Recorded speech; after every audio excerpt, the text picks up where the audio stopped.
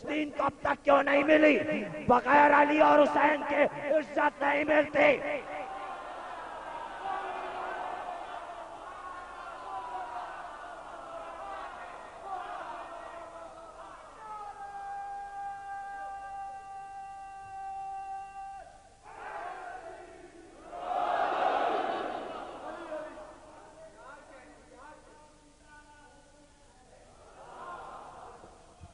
ماشاءاللہ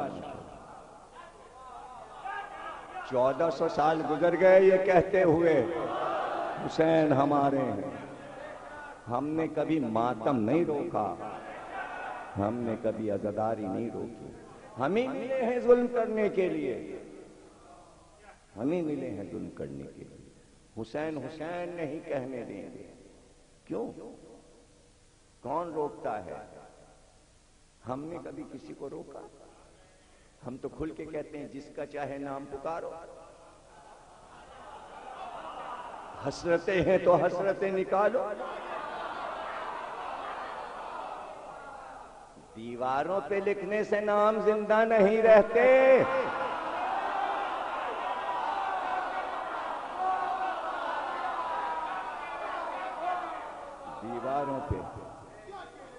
دیواروں پہ لکھنے سے نام زندہ نہیں رہتے۔ ابھی تو ناقہ رکا تھا، قافلہ رکا تھا، بھوکے تھے لشکر یزید والے، نیزے سے سر حسین اتار کے پتھر پہ رکھ دیا کہ اب کھانا کھائیں گے۔ جہاں پہ سر رکھا تھا وہ راہب کا گرجا تھا، اب اس کا نام ہے مسجد حنانہ۔ میں نے زیارت کی ہے، جب کوفے میں داخل ہونے لگے تو پہلے مسجد حنانہ آتی ہے۔ نجف جانے کے لیے، کوفے میں جانے کے لیے جب اس شارع پہ آئے تو وہ مسجد ہے، پہلے راہب کا دیر تھا۔ وہی تو کربلا کے بعد پہلی منزل تھی کہ کھانے کے لیے قافلے کو روکا تو سر حسین پتھر پہ رکھ دیا۔ جہاں سر رکھا تھا وہاں دیوار تھی کہ ایک بار سر کی نظر اٹھی کہ ایک ہاتھ دیوار سے نکلا، اس ہاتھ میں ایک قلم تھا، اس قلم نے جلدی سے دیوار پہ ایک شعر عربی میں لکھا۔ عبارت یہ تھی کہ جس امت نے اپنے نبی کے نواسے کو قتل کر دیا اب وہ شفاعت کی کیوں امیدوار ہے؟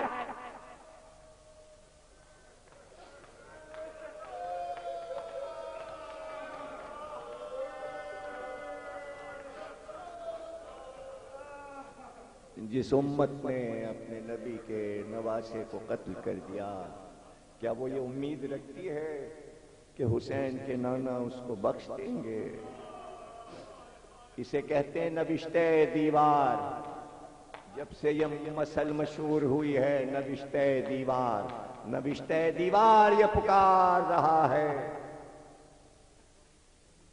کہ بخشش نہیں ہو سکتی امت کی، نبی کے نواسے کے خون میں جو شریک ہے وہ بخشا نہیں جائے۔ یہ ہے نبشتہ دیوار۔ اس کی خبر لیں مسلمان، نئے نئے نام دیواروں پہ نہ لکھیں، آج لکھو گے کل مٹا دیے جائیں گے۔ ہاں، غیبی قلم جب دیوار پہ کچھ لکھے تو اس خبر پہ نظر رہے، سب اٹھے تلوار نکال کر کے اب یہ ہاتھ آئے گا تو اسے توڑ دیں گے، قتل کر دیں گے، لیکن تلوار لے کر چلے، ہاتھ شعر لکھتا جاتا تھا لیکن یہ اس ہاتھ کو پا نہیں سکے۔ جانے کس ملک کا ہاتھ تھا، کون سا قلم تھا جو دیوار پہ لکھ گیا، لیکن وہ دیوار پہ لکھا رہ گیا۔ راہب باہر آیا تو اس نے دیوار پہ تحریر لکھی دیکھی تو اس نے سب سے پوچھا یہ کس کا سر لایا؟ کہا یہ بادشاہ کا باغی ہے، اس کا سر کاٹا ہے۔ کہا دیوار پہ تو لکھا ہے نبی کا نواسا ہے، کیا تم لوگ نبی کے قاتل ہو؟ پانی مانگ رہے ہو مجھ سے پانی مانگ رہے ہو. ہم تمہیں پانی نہیں دیں گے. ہم انبیاء کے بچوں کے قاتلوں کو پانی نہیں پلاتے. ہم تمہارے ساتھ گناہ میں ملوث نہیں ہوں گے. راہب نے بتایا کہ حسین کے قاتلوں کی جو مدد کرے گا وہ حسین کے قاتلوں میں شمار ہوگا. لشکر چلا گیا. لو تقریر ختم ہوئی. سر حسین اٹھایا گیا. نیزے پہ بلند ہوا. سب روانہ ہو گئے. ایک بار وہ پتھر کے قریب آیا اور غور سے دیکھنے لگا کہ کٹی ہوئی گردن کی رگوں کا نقشہ پتھر پہ بن گیا تھا. ایک بار اپنے سر کو اس پتھر پہ مارا کہ مظلوم تجھ کو کس طرح مارا کہ تیرے گلے کی ماتم حسین.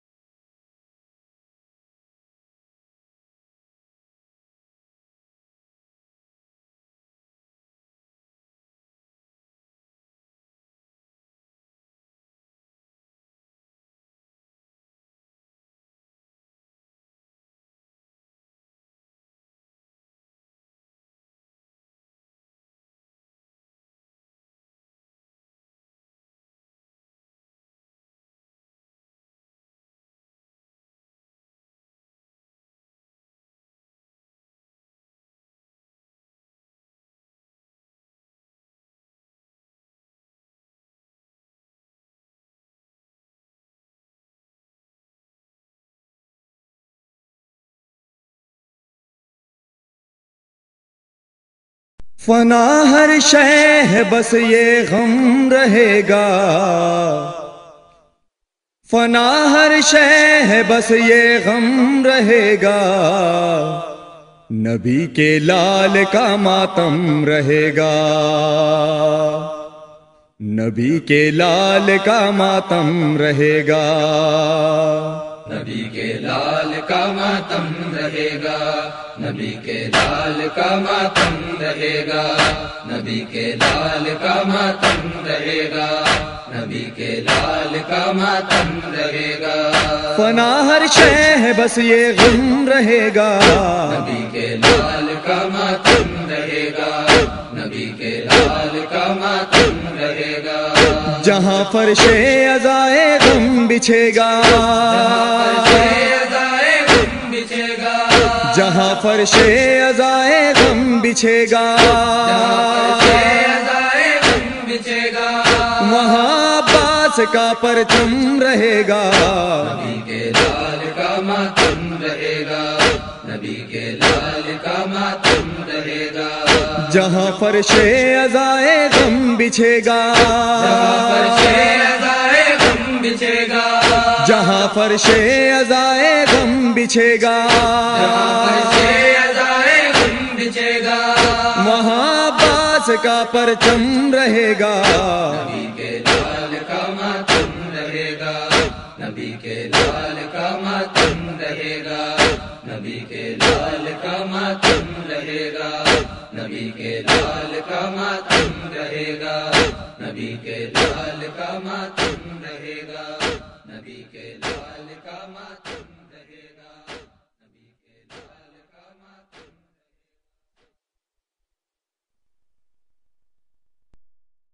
مومن آپ سے ایک درخواست ہے، جن مومنین کے پاس موبائل ہیں تمام تعریفیں اللہ کے لیے. درود اور سلام محمد اور آل محمد.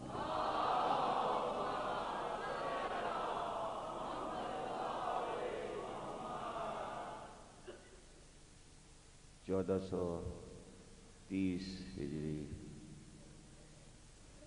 انجمن جوادیہ کی جانب سے مرکزی امام بارگاہ جعفر طیار میں عشرے کی تیسری تقریر آپ حضرات سماعت فرما رہے ہیں۔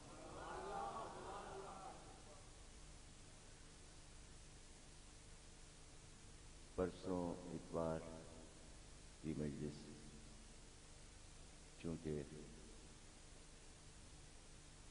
معروف شاعر ریحان عالمی صاحب کے گھر پہ شب داری ہے، پہلے وہاں کی مجلس ہو،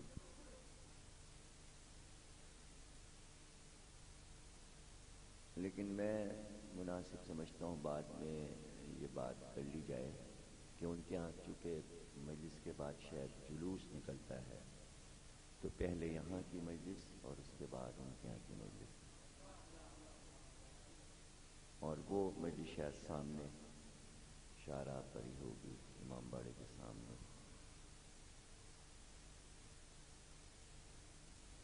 اس وقت ہماری خوش قسمتی ہے کہ ہمارے لیے ایک باعث فخر بات ہے کہ لکھنؤ کے بہت ہی عظیم الشان خاندان سرکار ناصر الملت کے پوتے، سرکار سید الملت کے صاحبزادے حجت الاسلام سید علی ناصر سعید ابقاتی علامہ غروہی صاحب تشریف فرما ہیں، اور ان کے صاحبزادے علامہ عباس ناصر سعید ابقاتی صاحب جو وارث ہے خاندان نصیر ملت و سعید ملت ہیں، وہ بھی تشریف فرما ہیں، اور کل چادہ معصومین میں آپ کی تقریر دستہ پنجتنی کی شب داری میں ہے، 2 مجلسیں کل آپ کی ہیں، اور عباس ناصر صاحب بھی کل تیسری نشست چادہ معصومین میں تقریر سے خطاب فرمائیں گے، آپ حضرات شرکت فرمائیں۔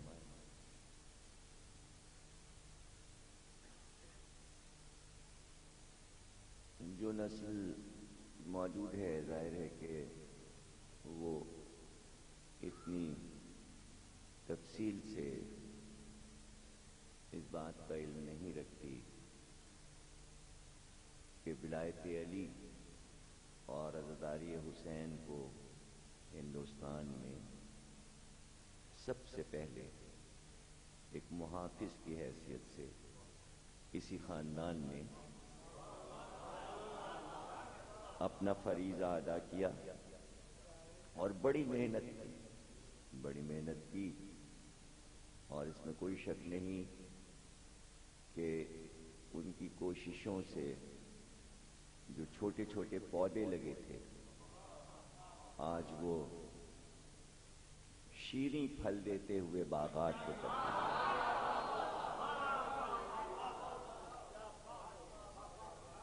ہوئے۔ علماء بنائے گئے اس گھر سے، علماء بنے۔ آج آپ بہتات دیکھتے ہیں اماموں کی اور پریشان ہو جاتے ہیں کہ کہاں سے آ رہے ہیں، یہ کس فیکٹری سے آ رہے ہیں۔ تو یہ فیکٹری سب سے پہلے لکھنؤ میں لگی تھی، اور ان کے پردادا سگردادا نے لگائی تھی کہ عالم یہاں سے بن کے نکلیں گے۔ عالم بنانے کے لیے پہلے کتب خانہ چاہیے ہوتا ہے۔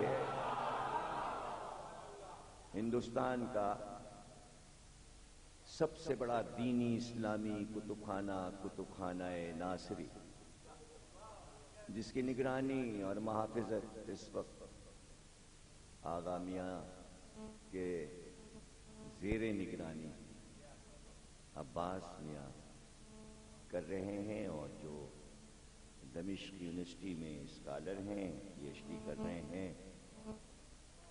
اور جب آپ ان کی تقریر موضوع ہے جنگ نہروان، اور صبح 4 بجے مجلس چارزہ معصومین میں پہنچے آپ لوگ اور ہمارے اس نوجوان اعلیٰ ترین خاندان کے عالم کی تقریر سنی۔ دیکھیے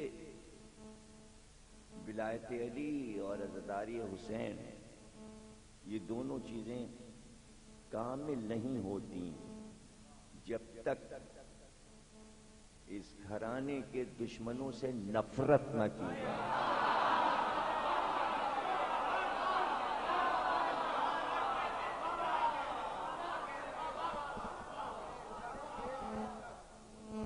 یہ تحفہ بھی اسی خاندان نے بر صغیر کو دیا، ملت جعفریہ کو دیا۔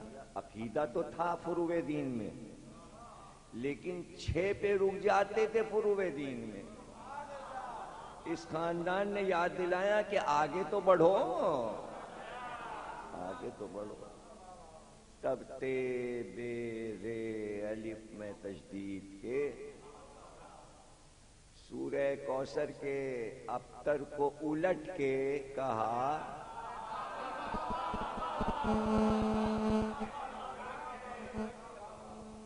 اب یا تو یہ سمجھ لیجئے کہ قرآن نے رسول کے دشمن کو ابتر کہا، تو ہم جب کہتے تھے ابتر ابتر تو بنی امیہ برا مانتے تھے، تو پھر ہم نے تقیہ میں لفظ کو الٹ دیا، ابتر کو ہم نے تقیہ میں تبرہ بنا دیا۔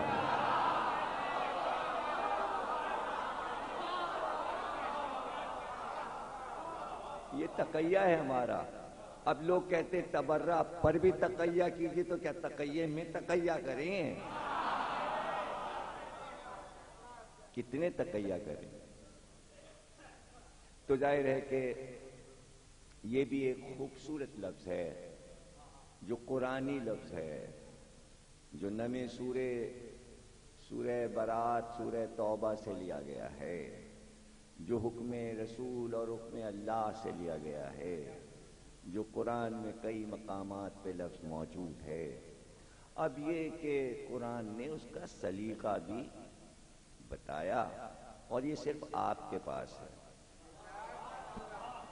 دنیا کی شاید ہی کسی قوم کے پاس ہو، مثلا ہندوؤں میں جو ان کے اوتار ہیں، ان کے دشمن کو برا بھلا تو کہا جاتا ہے، لیکن اٹھتے بیٹھتے ملک بربر کا نام وہ بھی نہیں لیتے۔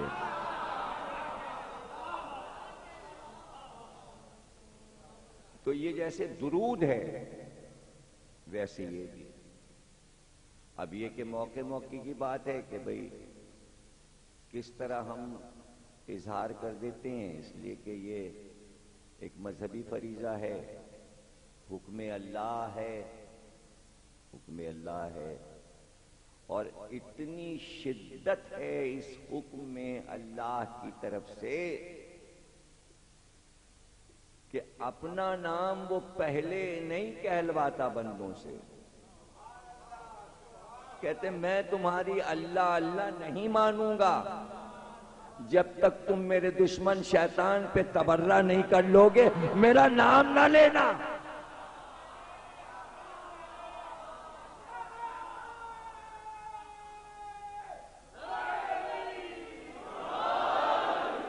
میرا نام نہ لینا۔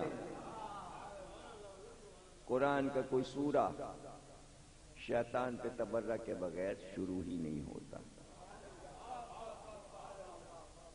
اب یہ تو آپ خود ہی ریسرچ کر کے تلاش کر کے دیکھیے کہ کون لوگ جو ہیں شیطانی لعنی رجیم نہیں استعمال کرتے، یعنی شیطان کو بھی بچانے کی فکر میں کچھ لوگ ہیں، شیطان کے بھی کچھ لوگ ہمدرد ہیں۔ خدا کی قسم شیطان پارٹی پیدا ہو جاتی، شیطان سے ہمدردی میں کتابیں لکھی جاتی، اس کو مظلوم ثابت کیا جاتا، اگر اس قوم کے پاس لفظ تبرہ نہ ہوتا۔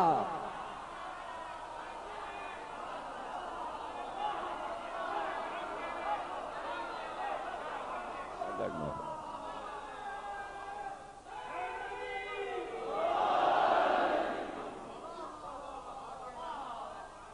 और ये बच्चे के सबक में इस लफ्ज को याद करा दिया। वो पुरसुकून माहौल, वो पुरफजा मकाम जब पाकिस्तान की विलादत नहीं हुई थी, अब तो जाके पाकिस्तान सठियाया है। एक जमाने में बच्चा था, एक जमाने में इंतजार हो रहा था कि अब विलादत होने वाली है, अब होने वाली है। बुड्ढे बुड्ढे लोग इंतजार में थे। देखिए चांद सा ये कब, अब वो चांद तुलू हुआ तो वो बारीक पहली तारीख का हिलाल, सब इंतजार में थे 14वीं का चांद आएगा। कायदे आजम ने कहा नहीं, झंडे में हिलाल होगा। पाकिस्तान तुलू हो गया, पहली का चांद तुलू हो गया। सब समझ रहे थे अब ये 14वें दिन होगा मुकम्मल, अब तक वो पहली का ही है।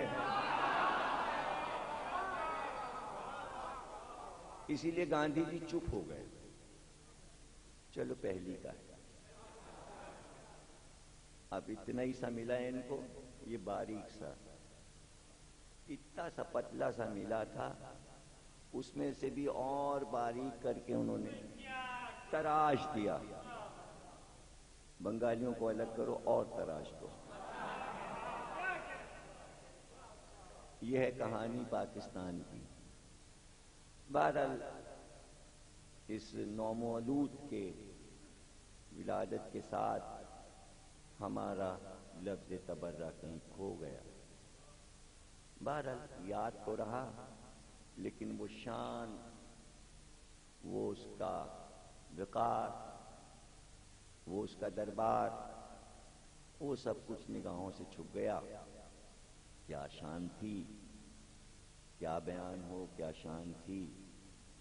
हालांकि अंग्रेजों का दौर था, लेकिन वो शान बरकरार थी और सलामती की दुआएं थीं। और जाहिर है कि हर साल सलामती की दुआएं चूंकि होती थीं और होती हैं, इसलिए दरबार तबर्रा अब तक कायम है। तनज़्ज़लुल मलाइकतु व रूहु फीहि बिइज़्नि रब्बिहिम मिन कुल्लि अम्रिन सलाम सलामुन हिया हत्ता मतलइल फज्र। जब तक कि सुबह नमूदार नहीं होती, उस दरबार में सलामी होती रहती है, होती रहती है, सलामी होती है। तो बहरहाल किसी न किसी सूरत से वो दरबार भी सजा है। अंग्रेजों के लिए परेशानी होगी, इसलिए कि उन्होंने सब कुछ तो मुतालिया किया था हिंदुस्तान आने के बाद, लेकिन ये चीज जो थी उनसे मुतारिफ नहीं हुई थी, इसलिए कि उनके अपने पास इसकी डिटेल्स नहीं थी। ये तो कहते थे कि हजरत ईसा के दुश्मन यहूदी थे, लेकिन इंजील ने उनको कोई लफ्ज नहीं दिया था तबर्रा का नेमुल बदल। वो लफ्ज तो हमें मिलना था। सूरह बरात तो रसूलुल्लाह पे उतरनी थी, और ये अजीब बात हुई कि उतरी और रसूलुल्लाह ने बुला के उनके हवाले कर दी कि जिनसे मुताल्लिक ये सारे मामलात थे।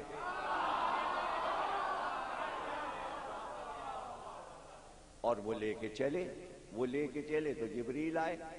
जिब्रील ने कहा अल्लाह ये कहता है ये वाला सूरा आप खुद जाइए लेके, या वो जाए जो आप में से हो। आप में से हो। वापस बुला लिया, गिरिया तारी हुआ, क्या हमारे लिए कोई आयत आई है? कहा नहीं, तुम्हारे लिए तो कोई आयत नहीं आई है,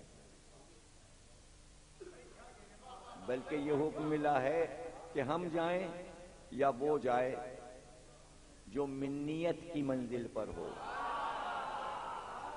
اور یہ کہہ کر علی کو سورہ برات دے دیا کہ جاؤ لے کر جاؤ. تو تلاوت بھی مولا علی نے سورہ برات کی فرمائی. براتم من اللہ و رسول، اللہ اور رسول دونوں تبرہ کرتے ہیں. یہاں سے سورہ شروع ہوا. سنا کون رہا ہے؟ مولا علی.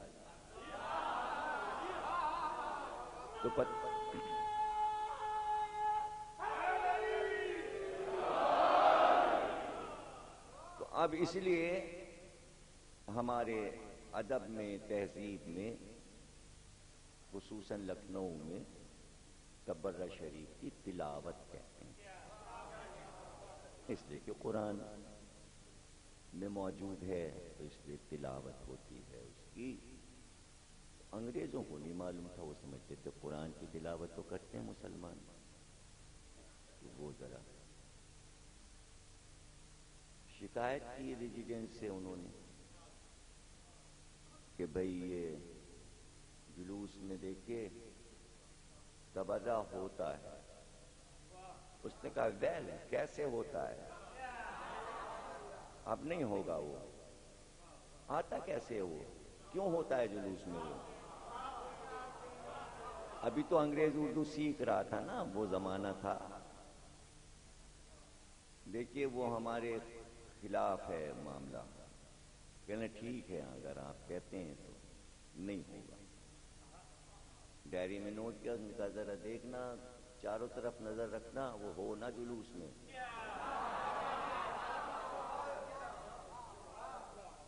لیکن وہ حسب معمول تیاری پر تھا اور وہ مسجد کے سامنے ہی رکتے تھے سب وہیں. اب وہ کچھ سمجھ ہی میں نہیں آتا تھا کہ کیا ہے کیا نہیں ہے. انگریز کو کیا معلوم، انگریز حاکم کو کیا معلوم. اتنی دیر میں وہ وقت جو نگرانی پر مقرر تھا، تو آپ نے شاید مرزا غالب کی تصویر دیکھی ہو. ایک لمبی سی ٹوپی، بہت ہی لمبی ٹوپی مرزا غالب، اور کچھ غالب کا پیجامہ تو بہرحال بہت نیچے تک ٹکنے تک ہوتا تھا. ناگرے ان کے نظر آتے ہیں تھوڑے سے، لیکن یہ ذرا اونچی، کافی ٹکنوں سے اونچا پیجامہ اور پیٹ ڈھکا ہوا، سینہ اور پیٹ محافظت میں. اور وہ زینے پہ مسجد کے نگرانی میں کھڑے ہوئے. یہاں ایک 12 برس کا 14 برس کا لڑکا، اس نے دیکھا ریزیڈنس گھوڑے پہ بیٹھا، اس کے ساتھ سارے سپاہی اور عہدیدار سب ساتھ ساتھ. وہ جلوس میں سے نکلا اور نکل کے گھوڑے کے پاس گیا اور ریزیڈنس صاحب کی رکاب ہلا کے کہنے لگا سرکار دیکھا آپ نے؟ کہنے کہ کیا؟ کہنے وہ سامنے تبرہ.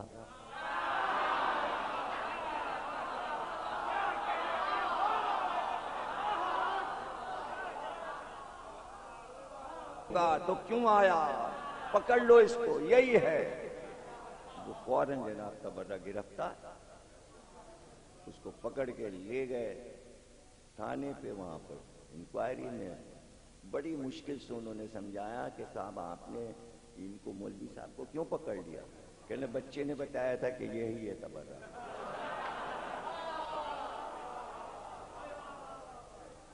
اس نے بتایا.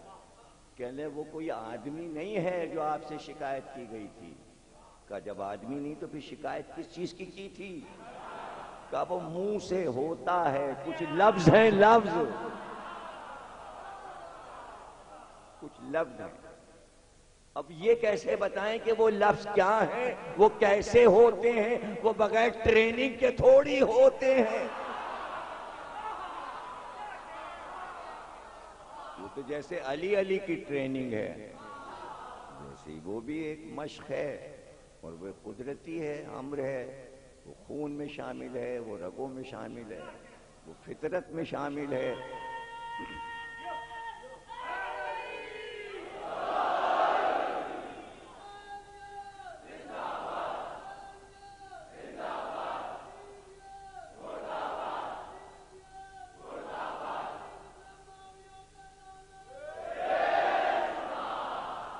سلامت رہیں آپ، اللہ آپ کو خوش رکھے۔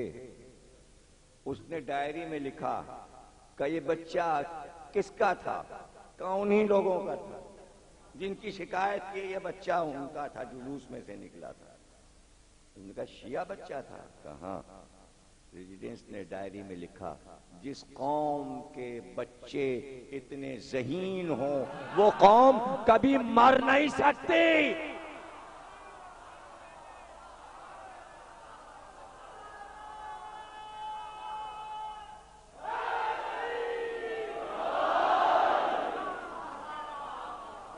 یہ ذہانتیں باب مدینۃ العلم سے ملی۔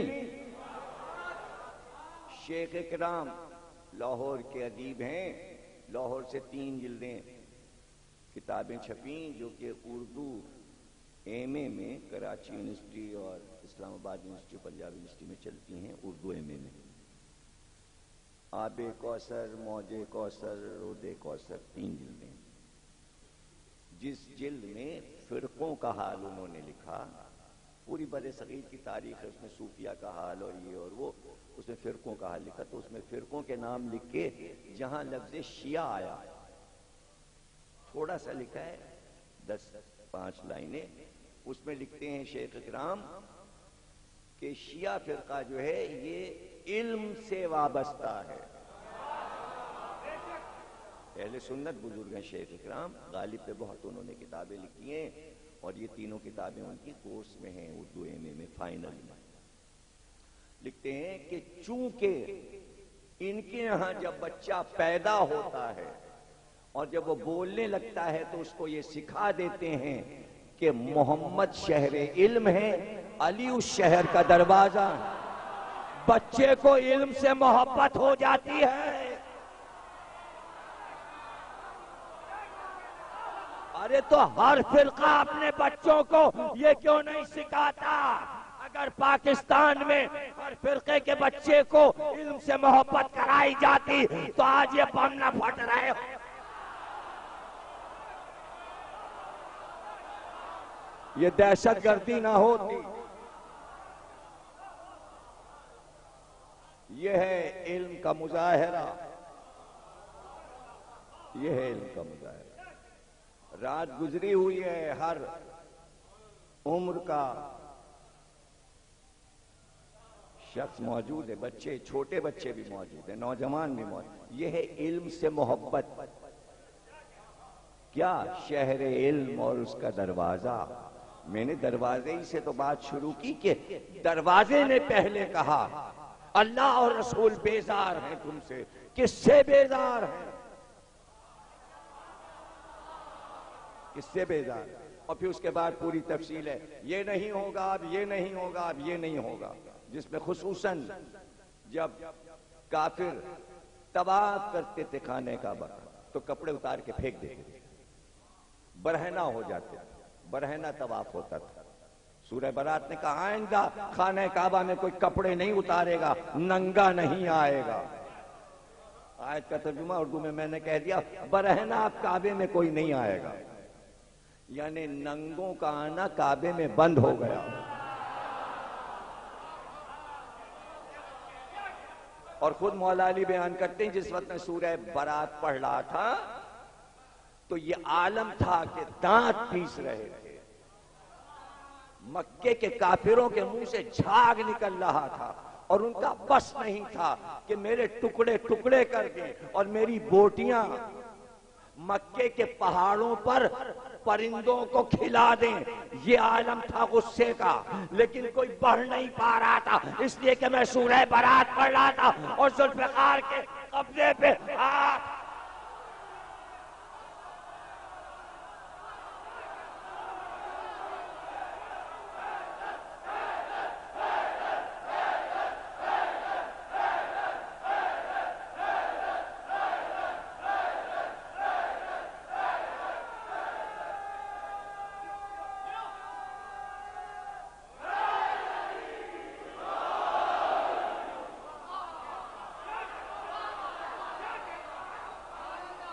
تو کہو نا یوم تبرہ پہلی بار خانہ کعبہ میں منایا گیا.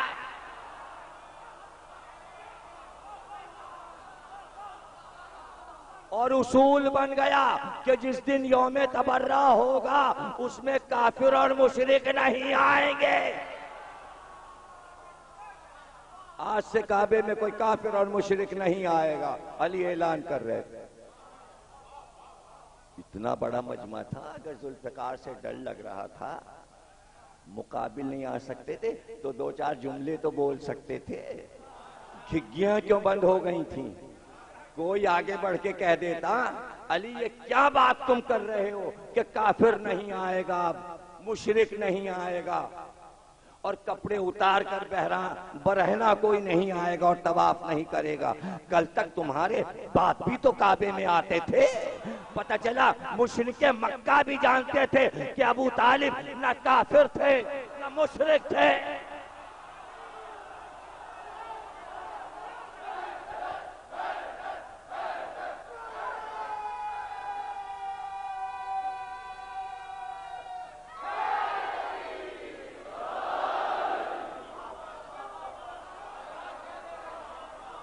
وار سورہ برات نہ بھی فدق کا واقعہ ہوا، نہ بھی ثقیفہ ہوا، نہ بھی غدیر ہوا، نہ بھی واقعہ کربلا ہوا، مگر سب سے پہلے تبرہ شروع ہو.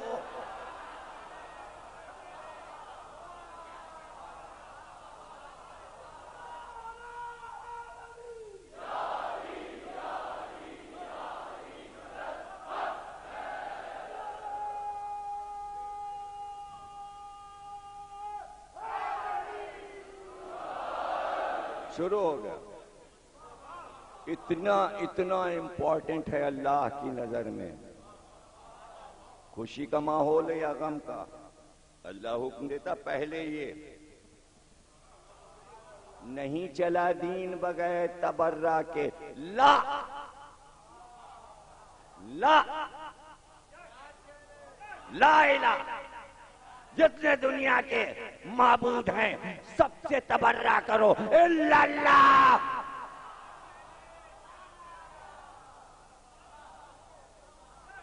بتوں کی محبت دل سے نکالو، ان سے برات اختیار کرو، پھر کہیں جا کے مسلمان نہیں بنتا بغیر تبرہ کے. تو پتہ نہیں، چونکہ اللہ کی پسندیدہ چیز تھی اس لیے قلم کو جب بھی اللہ نے حکم دیا اور چلا وہ لوح پر تو لا پہلے لکھتا تھا قلم. حکم ملا لوح و قلم کو کہ علی کی تلوار جا رہی ہے احد کے میدان میں، قلم نے لکھا لا فتح الا علی. لا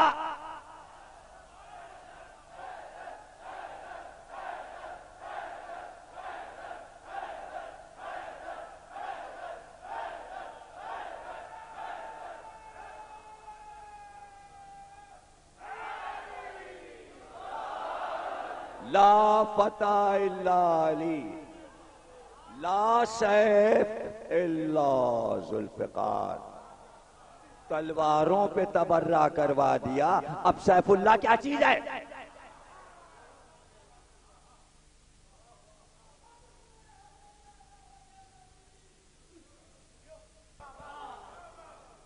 نہیں ہے کوئی اور جوان پتہ پیتے چھوٹی یہ چھوٹا الف، وہی قربہ والا چھوٹا الف، وہی موسیٰ والا چھوٹا الف، وہی عیسیٰ والا چھوٹا الف. نہیں ہے کوئی الا علی. آپ نے دیکھا یہ ہے محبت ہوتی ہی نہیں بغیر کسی سے بیزاری کی. ارے دنیا کا مادی عشق بھی رقیب کے بغیر نامکمل ہے. نہیں سمجھے بچے؟ اچھا ہوا نہیں سمجھے.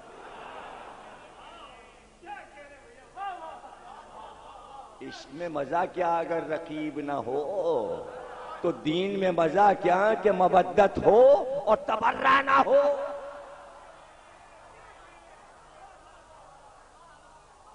تمہارا نہ ہو. اور اس میں کوئی بڑا پڑھا لکھا عالم ہونا ضروری نہیں ہے. یہ اتنا آسان اللہ نے رکھا کہ اس میں موٹی موٹی کتابیں پڑھنے کی ضرورت نہیں ہے، ریسرچ ویسرچ کرنے کی نہیں، فتوے لینے کی ضرورت نہیں ہے. یہ کریں کہ نہ کریں نا.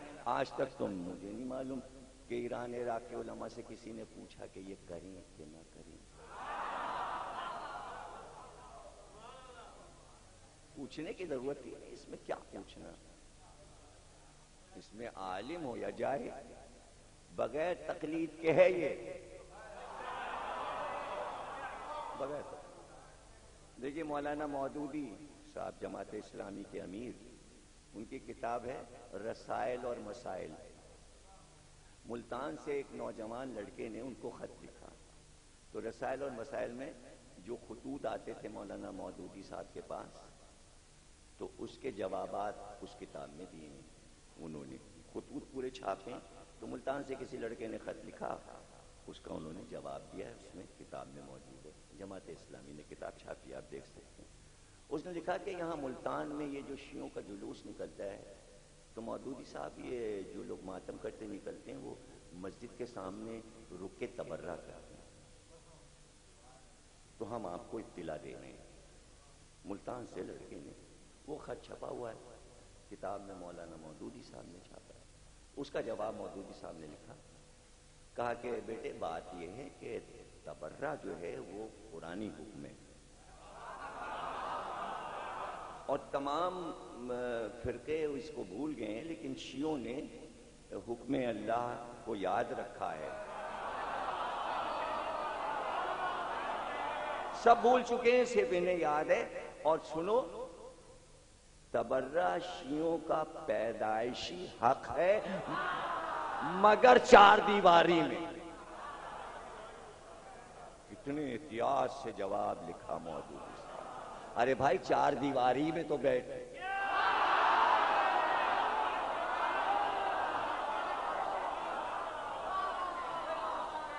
اور کیا کر رہے ہیں؟ صرف لفظ کا گرد کیے جا رہے ہیں، اس لیے کہ لفظ کی کوئی ڈیٹیل ہے ہی نہیں، تو ڈیٹیل کیا بتائیں. لفظ ہی لفظ ہے. اب اگر تھوڑا سا کوئی عالم سے پوچھیں، وہ جانے کیا بتا دے، تو چلیے ایک بیچارے بالکل ہی ان پڑھ جاہل کی زبان سے کچھ تھوڑی سی شرح کر دوں. اہل سنت والجماعت جیسے آپ یہ مجلس کرتے ہیں، تو اہل سنت شہادت نامہ کرتے ہیں، تو وہ مثنوی ہوتی ہے منظوم، اور پتہ نہیں کئی صدیوں سے محرم میں 10 دن جیسے آپ مجلس کرتے تو ان کے یہاں بھی لوگ جمع ہوتے ہیں اور وہ پڑھا جاتا ہے. اس میں بار بار ایک شہادت کے بعد دوسری شہادت کا بیان ہوتا ہے، تاریخ بات، اسے شہادت نامہ کہتے ہیں. اور وہ بس روڈ پہ آپ کو ٹھیلے پہ کتاب مل جائے گی، خرید کے لے آئیں پڑھ لیجیے. اس میں مختار نامہ بھی منظوم وہاں مل جائے گا، محمد حنفیہ کی جنگیں بھی مل جائیں گی. وہ ہوتی ہے کچھ 5 روپے کی کتاب، پتلی سی ہوتی ہے. کبھی ادھر سے گزریے گا آرام باغ کے بالکل سامنے، جدھر بسیں آتی ہیں ادھر بالکل، تو وہاں پہ ٹھیلے پہ بکتی ہیں یہ کتابیں، تو وہاں شہادت نامہ خرید لائیے گا. ابھی ایک صاحب خرید کے لائے تھے، کبھی محرم کی 12 تاریخ کو دے گئے تھے مجھے، حالانکہ میرے پاس بہت سے ایڈیشن رکھے ہوئے. تو بہت سے لوگ یہ اپنے گھروں پہ کراتے تھے برادریوں کی صورت میں، اور کوئی جس سے پڑھنا آتا تھا اچھی طریقے سے مثنوی پڑھا کرتے تھے. تو ایک ہندوستان کے کسی گاؤں میں، دیہات میں، ایک جلاہے نے یعنی کپڑا بننے والے نے اپنے گھر پہ شہادت نامے کی مجلس رکھی یا محفل رکھی. وہ بیچارہ ان پڑھ تھا، تو وہ کئی دن سے شہادت نامہ سن رہا تھا. پڑھنے والے مولوی صاحب سنا رہے تھے، تو ظاہر ہے کہ دیہاتی زبان جو اردو زبان ہوتی ہے، تو ہندوستان کے ٹیلی ویژن دیکھ دیکھ کر آپ وہ زبان بھی جان گئے ہیں، ورنہ آپ کے باپ دادا یہ زبان بولا کرتے تھے. جو آپ بچے سب بیٹھے نا، ان کم از کم دادیوں نانیوں نے تو نہیں چھوڑی یہاں آنے کے بعد کی، جسے کہتے پوربی زبان. یہ سب 12 بنکی سے لے کے اور سیتاپور اور ادھر گونڈا اور بلیا اور بستی بہار تک اور ادھر بھوپال تک اور ادھر دلی تک شکارپور اور یہ تمام علاقوں میں گھروں میں کھیتوں میں بازار میں یہ زبان بولی جاتی. تو مجبوری ہے کہ واقعہ ایسا ہے کہ وہ اسی زبان میں ہے اور میں نے اسی زبان میں سنا ہے اور پڑھا ہے، تو میں زبان نہیں بدل سکتا، اب چاہے آپ کے سمجھ میں آئے یا نہیں. تو وہ نمی جو مجلس تھی شہادت نامے کی، تو اس میں مولوی صاحب نے یہ پڑھا کہ عاشور کا دن ایسے قیامت کا دن تھا کہ اس دن رسول اللہ کے پاس تعزیت ادا کرنے کے لیے حضرت آدم بھی آئے تھے، نوح بھی آئے تھے، ابراہیم بھی آئے تھے، حضرت موسیٰ، حضرت عیسیٰ، تمام پیغمبر اور جنات اور اوصیاء اولیاء سب آئے تھے کربلا میں نواسے کی شہادت کی تعزیت نانا کو ادا کرنے.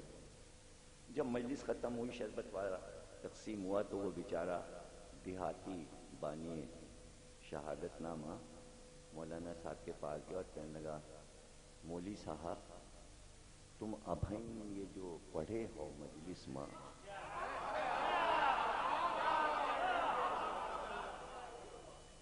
صاف صاف تم بتاؤ کہ 10ویں محرم کا آدموں آئے رہیں، نوحوں آئے رہیں، ابراہیموں آئے رہیں، موسیٰ و عیسیٰ رہے ہیں، ہمرے سرکار کی تعزیت کرے آئے رہیں نواسے کی، یا بتاؤ کہ ہمرے تینوں خلفاء کاہے نہیں آئے؟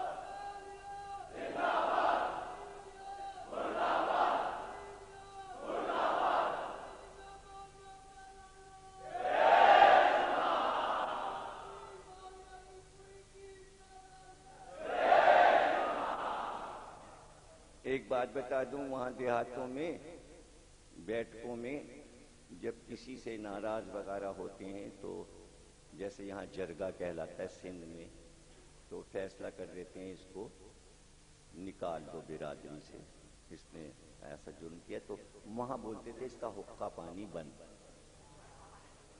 اب وہ بیٹھک میں نہیں آ سکتا، حقہ پانی یعنی برادری سے کھانا پانی سب اٹھ گیا، دعوت وغیرہ، دعوت نامہ نہیں دیا جائے گا، نیوتا نہیں لیا جائے گا، اس کو کہتے تھے حقہ پانی بند. تو ظاہر ہے کہ وہ بیٹھکوں میں مٹکے رکھے ہوتے تھے، پانی پلایا جاتا تھا، حقہ رکھا ہوتا تھا، وہی کھاتے تھی. اب تو چائے ہے، زیادہ تر کپ ہیں یہاں پر، وہاں حقہ ہوتا تھا. یہ بڑی بات تھی کہ بھئی وہاں آپ بیٹھکے میں جا کے اور حقہ پی لیں کسی جاگیردار کے پاس جا کے، بڑی بات تھی. تو حقہ بند، تو حقہ پانی بند. تو کہنے لگا کہ مولوی صاحب ہم کا یہ بتاؤ، باتیں ہیں دوئی، اور دوئی میں سے کونوں ایک بات ہوئی اور تم فیصلہ کر کے اٹھیو، ہم جانے نہ دے با تم کا. اور صاف صاف پورے جتنے منائی بیٹھے ہیں سب کا یہ بات بتاؤ کہ بات کا ہے. مولوی صاحب کہنے لگے کیا بات؟ کہنے لگے بھائی ایک بات تو ہمارے سمجھ میں یہ آوت ہے کہ یہ کونوں بہت اہم کام رہا جو کربلا سے اہم رہا، اما اللہ ان کا مصروف کر دی، یہ اپنی ڈیوٹی چھوڑ کے نہیں آئے سکت رہیں. لیکن ہم کا بتاؤ کہ نبی کے ناتی کی شہادت سے اہم کام کا رہا جو یہ کرت رہے ہیں؟ وہ کون سا کام رہا جو یہ کرت رہے اور یہاں نہ آئے؟ اور یا پھر یہ فیصلہ کر کے اٹھو کہ نبی نے ان کا حقہ پانی بند کر دیا تھا۔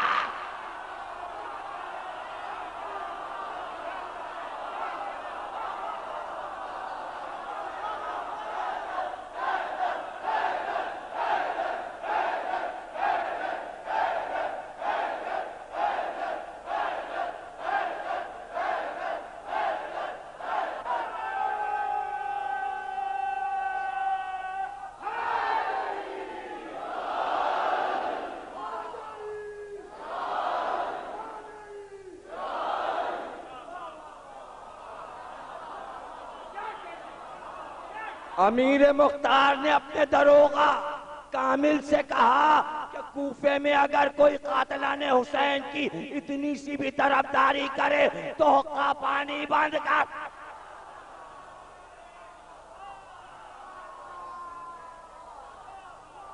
اگر کسی نے چھپایا ہو اعلان کر دو وہ مجرم ہے، وہ بھی گرفتار ہوگا۔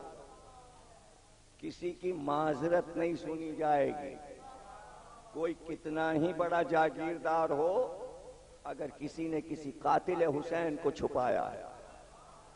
حد یہ ہے کہ مختار نے کہا فہرست بناؤ امام حسین کا ناقہ جو لوگ لائے تھے اور جن نے حلال کیا اس کو، ان سب کو پکڑا جائے، نام لکھو، اور جس نے اس ناقے کا گوشت کھایا ان کے نام پتہ لگاؤ، اور محلے میں جس گھر میں بھی تھوڑا سا گوشت اس ناقے کا گیا ہو اس پورے گھر کو قتل کیا جائے گا۔ اس طرح 3,83,000 مختار کو قتل کرنے ہیں۔ ابھی نہ میں نے آپ کو یہ بتایا کہ قید سے کیسے آزاد ہوئے، ابھی میں نے یہ نہیں بتایا دارالامارہ کے تخت پہ کیسے بیٹھے، دارالامارہ کا حال نہیں سنایا، کوفے کا وہ محل جہاں کبھی ابن زیاد تخت پہ بیٹھا تھا، مختار بیٹھے ہیں اس تخت پہ، کوفہ پورا مختار کے پاس ہے، ان کے زیر نگرانی ہے۔ یہ سب گفتگو آنے والی تقریروں میں ہوگی۔ آج کی حد تک آپ کو یہ بتا دوں کہ مختار کے خلاف اتنا پروپیگنڈا ہوا کہ بہت سے شیعہ بھی اس میں ملوث ہو گئے کہ بھئی مختار ٹھیک نہیں تھے، تو اس کے لیے ائمہ کی حدیثیں دیکھنی پڑیں گی، اور مستند حدیثیں اور علم رجال سے ان راویوں کے نام جنہوں نے وہ بیان کیے۔ تو ہر امام سے سوال ہوا ہے، ہر امام سے آپ کا خیال کیا ہے مختار کے بارے میں؟ تو پبلک نہیں بلکہ مختار کے بیٹے، مختار کے بڑے بیٹے کا نام ثابت تھا، اور مختار کے بڑے بیٹے ثابت حضرت امام محمد باقر صلوات اللہ علیہ وسلم۔ پتہ چلا یہ مختار کی بیٹی، تو بے اختیار اس نے کہا میرے باپ کو برا کہا جاتا ہے، ہم آپ سے پوچھنے آئے ہیں کہ ان کے بارے میں آپ کا کیا خیال ہے، امام وقت کیا فرماتے ہیں؟ کا مختار نے ہمارے گھر کی گری ہوئی خستہ دیواروں کو اٹھوایا، ہمارے سادات کے گھروں کی چھتیں گر گئی تھیں، مختار نے ان چھتوں کو تعمیر کروایا۔ بعد کربلا ہمارے گھر میں چولہا نہیں جلتا تھا، کسی نے دھواں اٹھتے نہیں دیکھا، مختار نے ہمارے گھر میں تنور روشن کروائے، ہمارے گھر میں روٹی پکی۔ ثابت سب کو بتا دو، بعد کربلا ہمارے گھر کی عورتوں نے سر پہ دوپٹے نہیں ڈالے، اپنے بال نہیں باندھے، آنکھوں میں سرما نہیں لگایا، سیدانیوں نے سر میں تیل نہیں ڈالا، جب تک مختار نے ابن زیاد کا سر نہ بھیج دیا سیدانیوں نے اپنا سوگ نہیں بڑھایا۔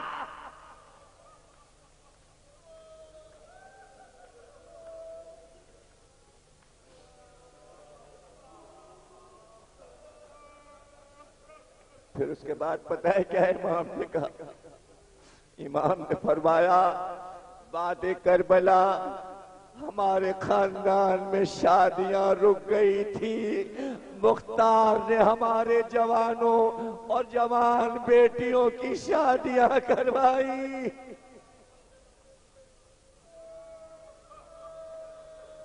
سادات کے پاس اتنا بھی اثاثہ نہیں تھا کہ بیٹیاں بیاہ سکے۔ ارے سادات کے بچے چھپتے پھرتے تھے، مختار کی آمد کے بعد سادات بچے گھر سے باہر نکل۔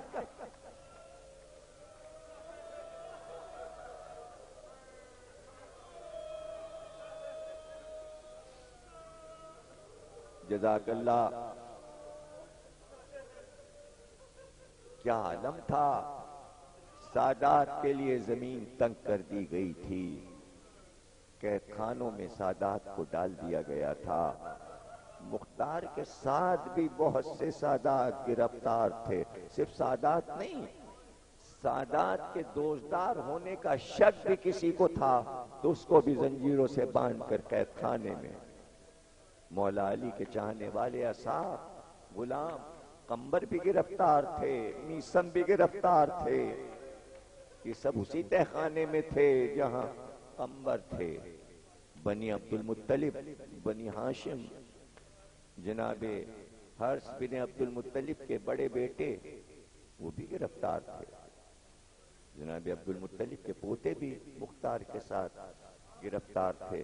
یعنی جن جن پہ شک تھا کہ یہ حسین کا ساتھ دیں گے، ابن زیاد نے چن چن کے سب کو قید خانے۔ لیکن کاش کربلا تک یہ ظلم ہوا، بعد کربلا تو سادات کا پیچھا چھوڑ دیتے، لیکن کربلا کے بعد اگر مختار ان قاتلوں کو نہ مار دیتے تو جانے کیا ظلم کرتے یہ۔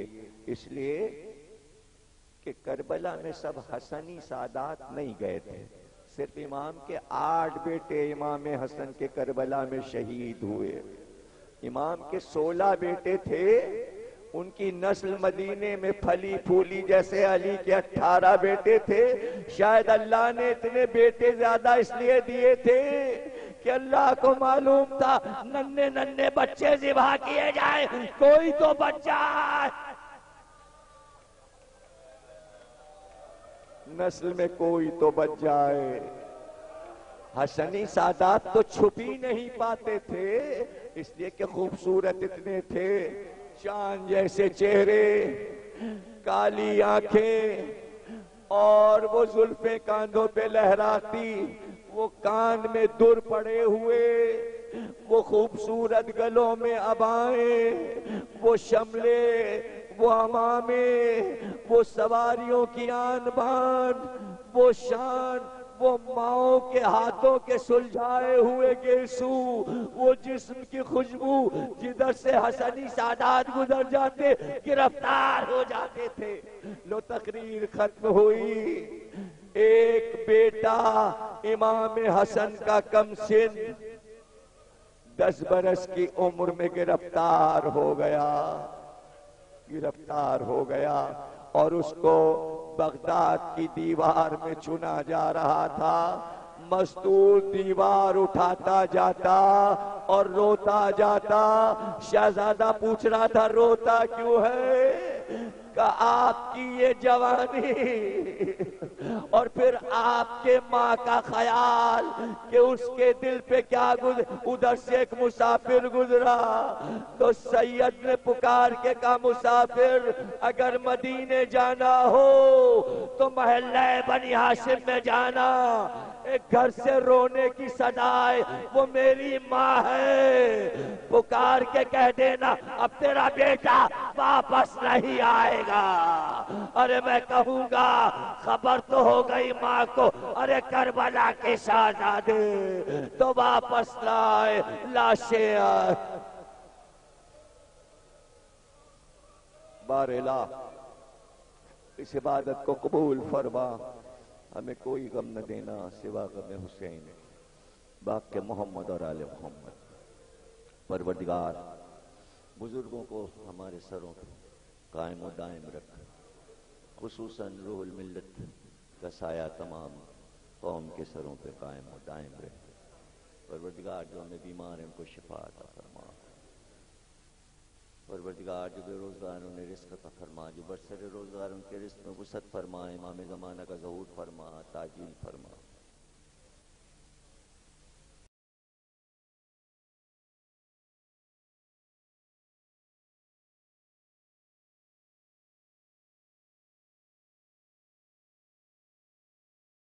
فنا ہر شے ہے بس یہ غم رہے گا،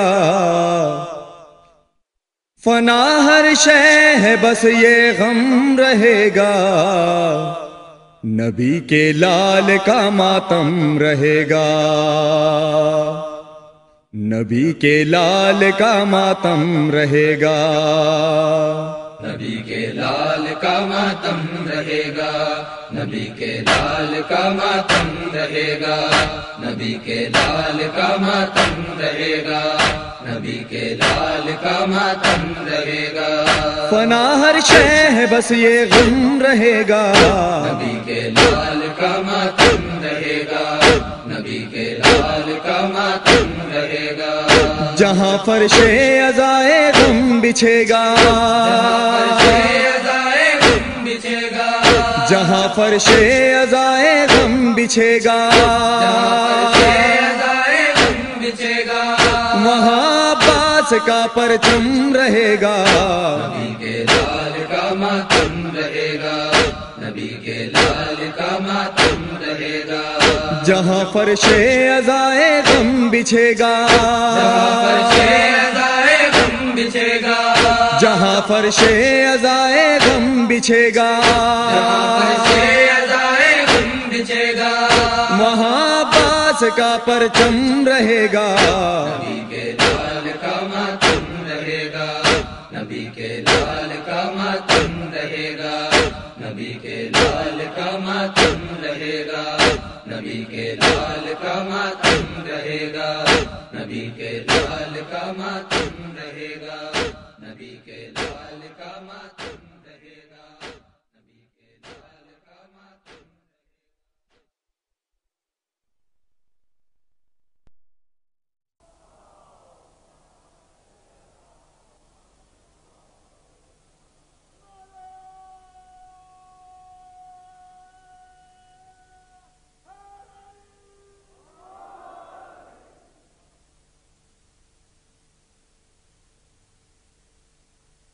بسم اللہ الرحمن الرحیم۔ تمام تعریفیں اللہ کے لیے، درود اور سلام محمد اور آل محمد کے لیے۔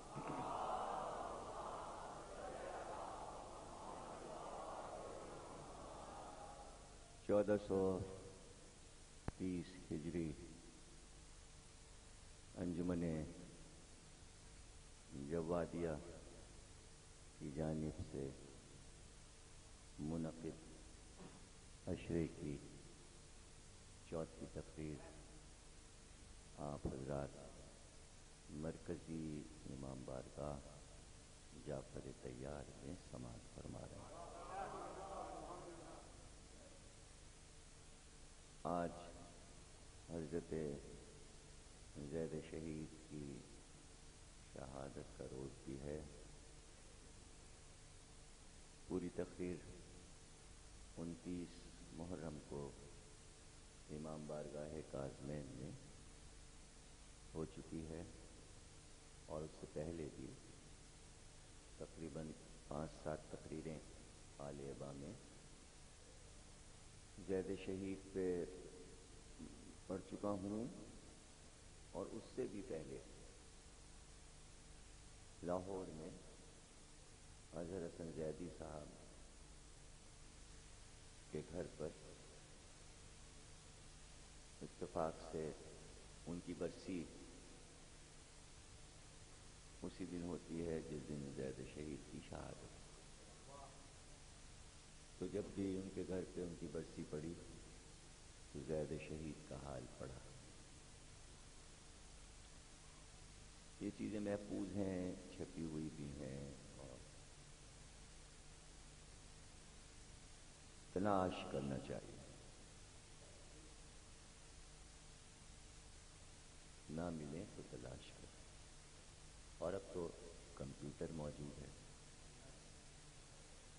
جو لوگ کوئی چیز جاننا چاہتے ہیں تو وہ کمپیوٹر پہ دیکھتے ہیں. اب یہ کہ ڈھونڈنے کا طریقہ آتا ہو, تلاش کرنے کا طریقہ. کام کرنے والے کام کر رہے ہیں, یعنی ایسے بھی ماشاءاللہ کام نام نہیں پتا, لیکن کام کرنے والوں کو اس کی پرواہ نہیں ہوتی کہ اس کا نام آئے نہ آئے, اس لیے کہ اس کا کام اس کا نام ہوتا ہے, نام کی ضرورت نہیں. تو ایسے بھی کام کمپیوٹر پہ میں نے دیکھے کہ جتنی تقریریں میری ہوئی اور جہاں جہاں میں نے علامہ اقبال کا نام لیا وہ سب کسی نے ایک جگہ کر دیا. جہاں جہاں میں نے میر انیس کا نام لیا, آپ انیس کھولیں گے تو میری آواز جگہ جگہ سے انہوں نے وہ پیسز لے لیے. یہ کوئی مسئلہ نہیں ہے, زید شہید بھی کھولیں آپ تو زید بھی ملیں گے. دت برہمن میری آواز بھی لوگوں نے ایک جگہ کر دیا. ایسے ٹپیکل مضمون جو کہ حیرت انگیز مضمون ہیں, وہ اگر آپ ڈھونڈیں گے تو وہ ہماری ہی آواز میں مل جائیں گے آپ. اس لیے کہ میں ورک کر رہا ہوں مسلسل کہ جو چیزیں نہیں منظر عام پر آئی ہیں وہ منظر عام پر آئیں, علم میں اضافہ ہو. اب یہ مختار ہی کو لے لیجئے, کراچی میں بہت کم لوگ مختار کی تفصیلات جانتے تھے. جب سے 35 برس ہو گئے مجھے مختار کا ذکر کرتے ہوئے, اور جب پہلی بار میں نے مختار کا حال پڑھا تھا کراچی میں تو اس میں ابراہیم بن مالک اشتر کی پوری تفصیل, پوری حیات پڑھی تھی. تو اسی سال مجھے زیارت ہوئی اور ان کے روضے پہ بھی پہنچا, جبکہ اس سے پہلے میں ان کا روضہ جانتا نہیں تھا, میں نے کہیں پڑھا ہی نہیں تھا. وہ اتفاق یہ ہوا کہ سامرے سے واپس آ رہے تھے بغداد, تو ڈرائیور نے ایک باغ آیا انار کا, تو اس نے کہا یہ اس کے پیچھے ایک گاؤں ہے اور وہاں ابراہیم بن مالک اشتر کا روضہ ہے. تو میں نے کہا بھائی روکو پھر گاڑی, لے چلو. اس نے کہا گاڑی جائے گی نہیں, گاڑی مین روڈ پہ رہے گی اور کافی دیر آپ کو اندر پیدل چلنا پڑے گا. تو کچے راستے پہ گئے تو میں سمجھا تھا ظاہر ہے کہ اتنا صحرا ہے اور جنگل ہے, باغات ہیں, تو روضے میں کون ہوگا. لیکن جب وہاں پہنچے تو اتنا مجمع, اتنا عورت مرد بچے, میں نے کہا اتنی دھوم, جنگل میں منگل, صحرا میں. تو بہرحال ان کی بھی زیارت ہوئی, حضرت مختار کی قبر کی بھی زیارت ہوئی. تو ہوتا یہ ہے کہ آپ اگر کسی عظیم ہستی کا ذکر کریں, کتاب میں, شاعری میں, تقریر میں, نجی نشست میں, کمپیوٹر پہ کہیں بھی کریں, تو چونکہ یہ زندہ ہستیاں ہیں تو فوراً رابطہ ہوتا ہے. اور جب رابطہ ہوتا ہے وہ کہ یہ میرا ذکر کر رہا ہے, تو جب ملائکہ دیکھتے ہیں تو کہتے ہیں اس پہ رحمت نازل کرو, اس لیے کہ یہ ہستی اس کو دیکھ رہی ہے. اور یہی بات امام صادق علیہ السلام نے فرمائی کہ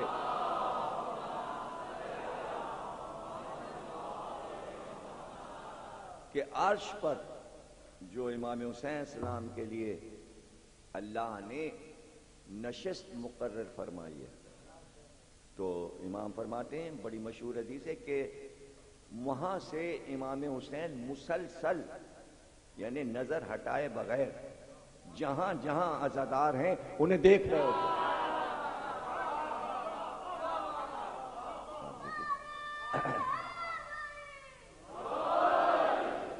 مسلسل امام کی نظر اپنے عزاداروں پر. تو حسین کی ایک نظر اور ہم, ذرا سوچئے تھا, یعنی امام آپ اس پہ ذرا غور کیجئے. تو اب اس سے بڑی عظمت کیا ہو سکتی ہے؟ اس سے بڑی کیا عظمت ہو سکتی ہے؟ لیکن ہو سکتی ہے کہ حسین عزاداروں کو دیکھ رہے ہیں، یہ کتنی بڑی عظمت ہے. اس سے بڑی عظمت بھی ہو سکتی ہے. ہو سکتی ہے، ہو سکتی ہے.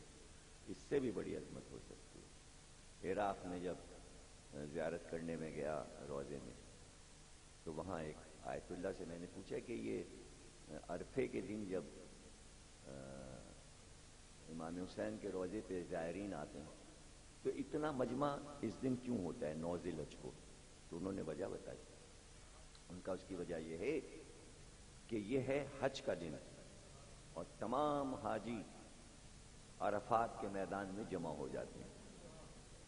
عرفے کا دن اسی لیے بولتے ہیں 9 ذی الحجہ کو کہ تمام حاجی اس دن عرفات کے میدان میں پہنچ چکے ہوتے ہیں.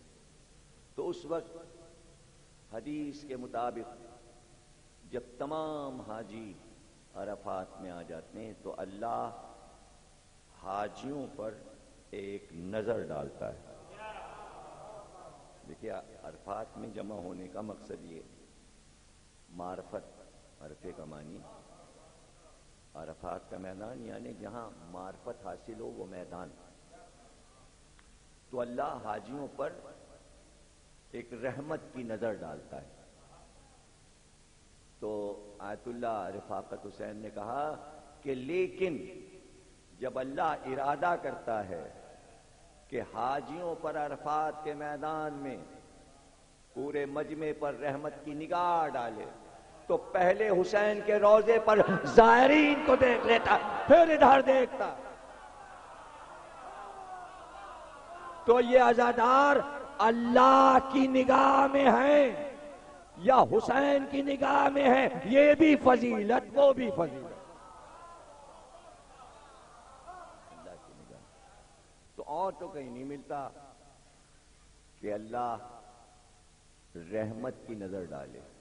نظر تو وہ پوری دنیا پہ ڈالے ہوئے ہے، ایک نظر میں پوری دنیا ہے، لیکن لفظ رحمت لگا ہے تو وہ مخصوص ہے کہ رحمت کی نظر ڈالتا ہے.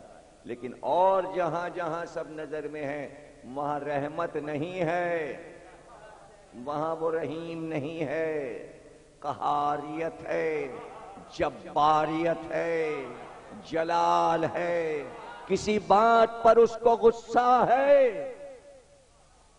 کسی بات پر اس کو غصہ ہے، اس لیے وہ جلال میں. تو جلال میں کیوں ہے؟ شاید آپ کو یاد ہو دوسری تقریر کہ میں کہا تھا کہ موسیٰ نے کہا تھا دکھا. یہ قوم تقاضا کر رہی ہے، یہ کہہ رہے ہیں کہ ہم تمہارے رب کو دیکھیں گے. اللہ نے کہا تم نہیں دیکھ سکتے، تم نہیں دیکھ سکتے ہمیں. تو آپ یہ دیکھیے کہ رب کو دیکھنا تو کیا یہ تصور آ سکتا ہے کہ کبھی وہ آ جائے، کبھی وہ آ جائے. تو اس کے معنی یہ ہے کہ اللہ کا یہ کہنا کہ تم نہیں دیکھ سکتے، اس کے معنی دیکھا جا سکتا ہے لیکن وہ دکھائے گا نہیں. وہ نہیں چاہتا کہ ہم ظاہر ہوں. ظاہر ہو سکتا ہے اس لیے کہ قدرت رکھتا ہے. اگر وہ یہ کہہ دیتا کہ یہ ہمارے امکان میں نہیں ہے معاذ اللہ، تو پھر توحید کہاں رہتی کہ اللہ یہ کام ہی نہیں کر سکتا کہ اپنے کو دکھا نہیں سکتا. دکھا سکتا ہے مگر نہیں دکھائے گا. وہ زمین پہ اتر سکتا ہے مگر نہیں اترے گا. اور اس نے اپنے بندوں کو بتایا کہ ہم کیوں نہیں اپنے کو دکھاتے. موسیٰ کو نہیں بتایا ہم زمین پہ کیوں نہیں اترتے. موسیٰ کو نہیں بتایا، عیسیٰ کو نہیں بتایا کہ ہم زمین پہ کیوں نہیں اترتے. یہی بتانے کے لیے تو ہم نے محمد کو بھیجا تھا، علی کو بھیجا تھا، فاطمہ کو بھیجا تھا، حسن کو بھیجا تھا، حسین کو بھیجا تھا. تاکہ بندوں تمہارے سمجھ میں آ جائے کہ میں تمہارے بیچ آسمان سے اتر کر کیوں نہیں زمین پہ آیا. اس لیے نہیں آیا کہ میں نے دیکھ لیا کہ تم نے حسین کو جس طرح کربلا میں ذبح کیا تم مجھ کو بھی ذبح کر دیتے. پھر تمہارے امکان میں ہو جاتا. اگر تم ہم کو دیکھ لو تو ہم تمہاری نظر میں آ گئے. نہیں سمجھے بہت سے لوگ. یہ دیکھیں مشکل مسئلے ہیں, یہ سمجھ میں نہیں آتے. کیا انسانوں کے بس میں تھا کہ حسین کو ذبح کر دیں؟ نہیں تھا. اللہ نے چاہا, اللہ نے چاہا تو حسین سے کہا. اگر اللہ نے چاہا تھا تو حسین ذبح ہو جاتے. اس نے جب چاہا کہ حسین ذبح ہو تو اس نے حسین سے کہا تم چاہتے ہو کہ تمہیں ذبح کیا جائے؟ یعنی اللہ نے چاہا کہ اب حسین بھی چاہیں تب کام ہوگا. صرف اللہ کے چاہے سے کام نہیں ہوتا. جب تک پنجتن نہ کہہ دے کام نہیں ہوتا. پھر سے سمجھ لو, پھر سے سمجھ لو. جو بہت ہی مہربان ٹیچرز ہوتے ہیں وہ کلاس روم میں کہتے ہیں نہیں سمجھ میں آیا, پھر سے سمجھائے گا, پھر سے سمجھائے گا. ابراہیم سے اللہ نے کہا بیٹے کو ذبح کرو, کر دیں, ذبح کر دیں. اللہ کہہ رہا ہے نہیں. صبح کو بیٹے سے کہا میں نے خواب دیکھا ہے, تمہارا کیا خیال ہے؟ کیا مطلب ہے اس کا؟ جب اللہ کہہ رہا ہے تو ذبح کر دیں. پتہ چلا کہ اللہ کے کہنے سے کام نہیں ہوگا. جب تک بچے سے نہ پوچھ لیا جائے کام نہیں ہوگا. تو اللہ کا کام پورا ہوتا ہی ہے جب یہ عظیم لوگ منظور کر لیں. یہ بات امت کے سمجھ میں کب آئے گی کہ اللہ کا کوئی کام نہیں ہو سکا جب تک پنجتن نے نہیں کہہ دیا.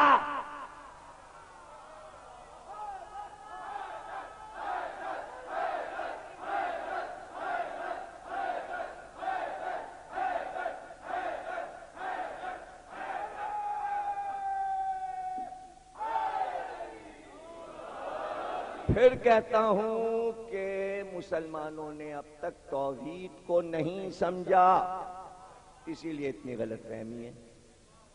اللہ نے ابراہیم سے کہا بیٹے کو ذبح کر دو, حکم تھا کر گزرتے. صبح کو اٹھ کے 7 برس کے بچے سے پوچھا اللہ نے مجھ سے کہا ہے میں تمہیں ذبح کر دوں, تمہارا کیا خیال ہے اسماعیل؟ اب یہاں مزیدار بات آپ کو بتاتا ہوں, رکتا ہوں اس لیے کہ بہت سے پہلو ہوتے ہیں. بچہ ہی تو ہے, کہہ دے ابا ایسا نہ کیجیے گا تو کیا ہوگا؟ ہو سکتا ہے ایسا, کہہ دیتے اسماعیل. اب پھر دوسرا پہلو میں نکال رہا ہوں, اس لیے کہ اگر منع کر دیتے تو اللہ ناراض بھی نہیں ہوتا. بچے ہی کی تو بات ہے. اگر 60 برس کے بڈھے کی بات ہوتی اور وہ منع کرتا تو اللہ کہتا نافرمانی کی ہے اس بڈھے نے. چونکہ بچپن میں پوچھا ہے اسی لیے کہ اگر نہ بھی کر دیں تو کوئی بات نہیں, ڈھکا چھپا خواب رہ جائے گا, پھر قرآن میں بیان نہیں ہوگا. اب پھر ایک پہلو آیا, اگر اسماعیل ہاں نہ کرتے تو عائد بن کے یہ قصہ نہ آتا, چھپا رہتا. اب پھر ادھر آتا ہوں, اللہ نے کہا ہے حبیب حسین سے پوچھئے, واقعہ کربلا منظور ہے, اگر حسین نہیں کر دیں تو قصہ وہیں چھپ جائے. حسین نے ہاں کی تو واقعہ ظہور میں آیا.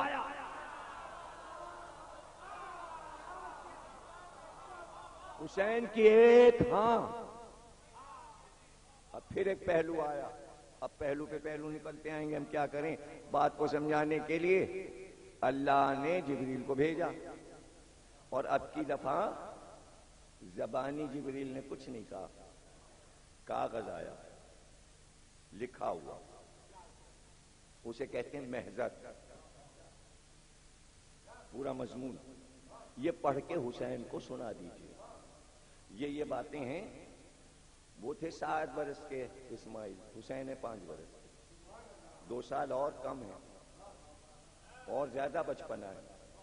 اب امتحان زیادہ عظیم الشان ہو گیا، 2 سال کا فرق ہو گیا ان میں چھٹائی بڑائی کا۔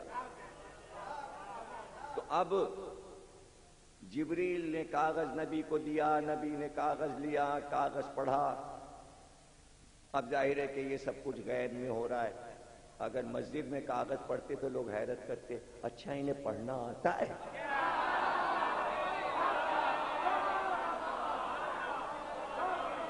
یہ محضر پڑھ رہے ہیں، اچھا نبی کو پڑھنا